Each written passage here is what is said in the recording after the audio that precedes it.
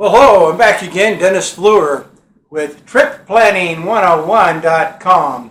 Welcome to my YouTube videos. Now, this is a series of videos. This, I believe, is number 8.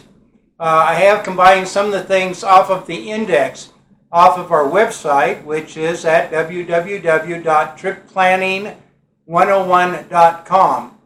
And so I'm going through the index on there and giving you little personal experiences from our travels over the last 7 years, and some of the 15 countries we went to visit, and just want to share with you the things that we've learned so that you can have a great experience as you get out away from home and go see the world. Today, I'm going to talk about going with a tour group, the good and the, maybe the challenges, but tour groups are wonderful. If you have not been with a tour group someplace, then I want to fill you in on some of the things you want to expect. Now, as you travel with a tour group, usually you can find some really great deals. Tour directors are looking for places that they can take you for a reasonable amount of money that covers just about anything that you need on your trip. So you don't get a lot of surprises. You end up paying usually a deposit, depending on how much the total package is, but $500-600 a piece, and then about 3 months before your departure, you pay the balance of whatever the trip happens to be. I think our most expensive one so far has been probably about $4,200 a piece, which might seem like a lot. But that covered all of our airfare, both getting there and coming back, everything that we did when we were there, hotels, stayed in really nice hotels, ate good. There just wasn't much extra that we had to come up with unless we wanted to, buy something to bring home, souvenirs or something, that normally these things are all covered. Usually you do come up with some extra dollars to pay for your tour guides. Now, usually your tour will have a guide that travels with you. But then as you get to your country, then they hire a secondary guide that is from that country and will spend their time with you while you're there to show you all the sites that are planned. Now, the thing with a group is that you already know what your itinerary is, that they will advertise, what you're going to be doing on day 1 and day 2 up to whatever your days there, if you're 10 days or, 14 days. Usually normal, a week to 10 days to a 2-week tour is quite common to most of these areas. And the agenda that you have is spelled out so that each day you know what you're going to do, what you're going to see, and when you're going to be there and when you aren't, and everything that you need to know. The biggest challenge you have on those tour groups is to know when you need to get up in the morning and be ready and dressed with either yourself or you and your luggage down at the bus, so you can get on the bus for the day and tour the different sites you want to go see. And when you're with the tour group, their idea is to make sure that you see as much as you can possibly see in the time frame that you're there. And so if, for instance, you go to Paris like we did this last year, and we went to the Louvre while we were there.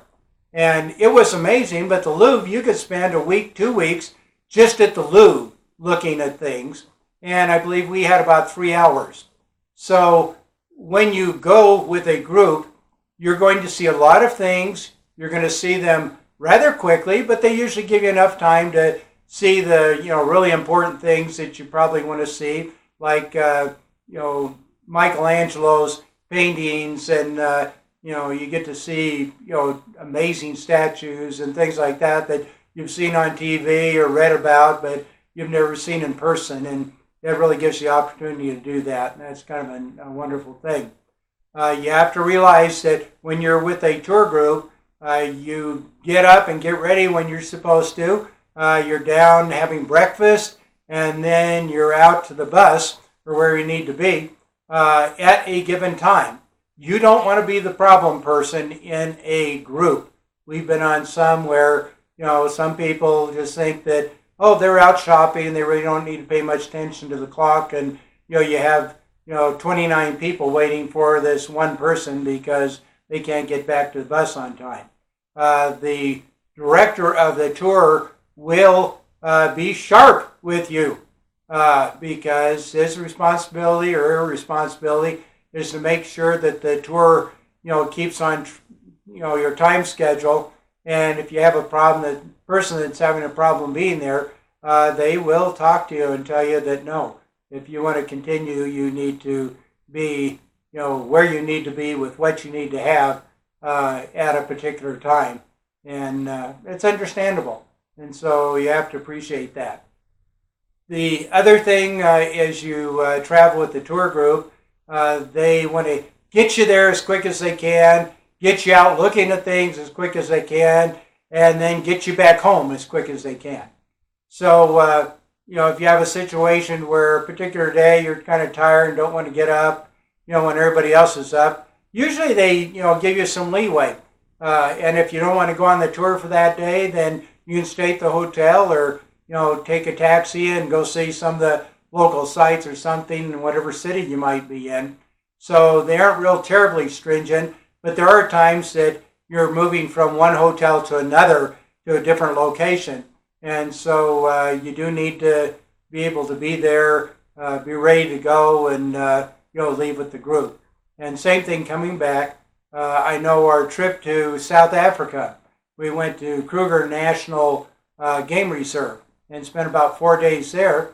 Well, on our trip back, we spent about 5 hours on a bus trip from Kruger National Park to Johannesburg with a little lunch stop and, bathroom stops along the way. And so it took us about 6 hours, but we went directly from there to the airport. Spent about 3 hours at the airport, checking in, getting ready to go. Got on a plane, spent about 20 hours or so flying to Atlanta. Spent another 3 hours in the airport, another 3.5 to 4 hours traveling to our home base just out into Salt Lake City, Utah, and then then traveling home. So we were about 32 hours in transit getting home, and we were exhausted. It took us about 2 weeks to recover from that trip because we were on a go from the time we left to the moment we got back. And so, excuse me, you do have to be aware that you are going to be busy. And it's not your time, you are on their time. And they're there to show you a lot of things. It's not a vacation. You aren't just hanging out and spending time here and there.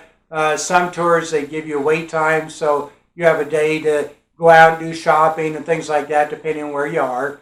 And maybe your evening's free. But other than that, you are with that group. This is not your own itinerary, it's their itinerary. So other than that, it's really great to go. You get to meet a lot of other people that maybe you wouldn't have had a chance to meet, build some friendships along the way. And it's just hard to beat for the money to go on these activities. And you don't have to plan anything. You look at their itinerary, see what it is, if that's what you want to do. That's how we've gone on the majority of the trips that we've gone on, is because we have a local agency here that have tours all over the world every year, and they had some fantastic prices, and so that's how we decide where we're going to go. So look into that. I'm sure you have ones in your area. If you don't, I know ones we have here locally. We get people from all over the country that go on these tours. So it just isn't people from our community or somewhere close by that we get people that travel. We have some, my wife's sister and her husband, we travel with them quite a bit on these trips, and they live in another part of the country. And so they fly to wherever we're going to fly out of, and then we meet there and we go. So yeah, you don't have to be here. So if you have an issue where you don't know who to go to in your local area, I know some really good ones that I'd recommend, and maybe you can get to go on a trip with us. Would love that. So other than that, want you to have a really great day, and remember, hopefully we might see you somewhere around the world. Thank you, and you have a good day. Bye.